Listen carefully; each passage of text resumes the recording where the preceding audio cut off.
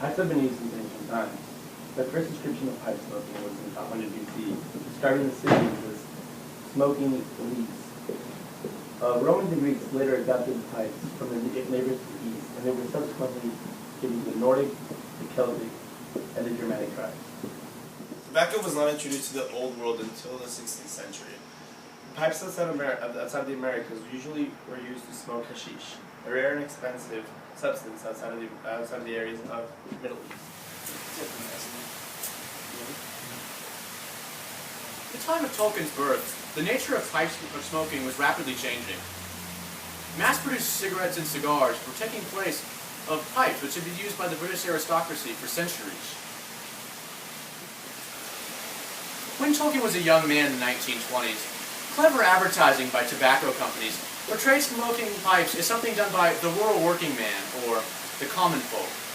Tolkien knew this well as a young man growing up in the English countryside. In Tolkien's later years, the nature of pipe smoking changed again. Pipe became almost exclusively used by thinkers and intellectuals, such as Tolkien, professor at Oxford University. This can be seen in The Lord of the Rings when Gandalf, smoking his pipe by the fire in the Gondor library, contemplating the One Ring. Pipeweed in Tolkien's universe is a plant very reminiscent of tobacco.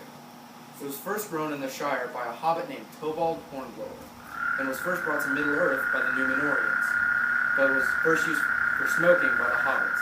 The Dunedain referred to pipeweed as sweet galenas, and in Gondor they know it as Westman's weed, where it grows in the wild. Specific strains of pipeweed that are mentioned in The Lord of the Rings include Old Toby, which is named after Tobald Hornblower, Long Bottom Leaf, and Southern Star. Gandalf first acquired the practice of smoking a pipe from the hobbits, who partake in it regularly.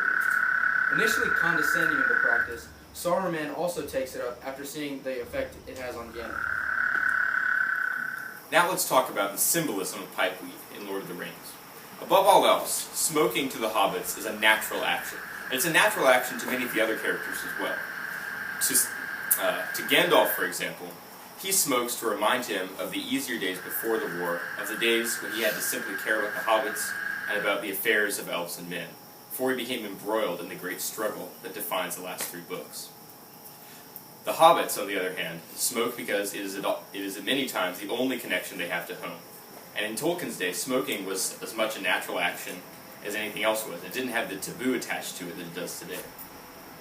So for the hobbits, smoking is something they do to remind them of home when all else is lost. Like, let's take, for example, Merry and Pippin's joy when they find a stash of pipeweed in Sauron's tower. Interestingly enough, Sauron's relationship with pipeweed in Lord of the Rings also conveys some interesting thematic ideas.